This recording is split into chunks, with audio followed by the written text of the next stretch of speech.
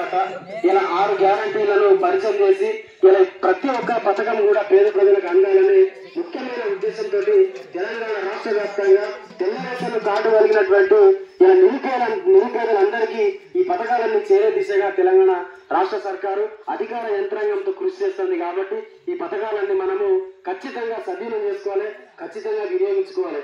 ఇప్పటి వరకు ఎవరెవరికైతే ఈ పథకాలు అందలేదో రానున్న కొద్ది రోజుల్లో ఖచ్చితంగా వాళ్ళందరికీ కూడా ప్రతి ఒక్కరికి ఇంటికి ప్రతి గడపకు చేరే దిశగా మరి తెలంగాణ రాష్ట్ర ప్రభుత్వం కృషి చేస్తుంది. కాబట్టి ఎవరు కూడా నిరాశ నిస్పృహలకు లోను కాకండి.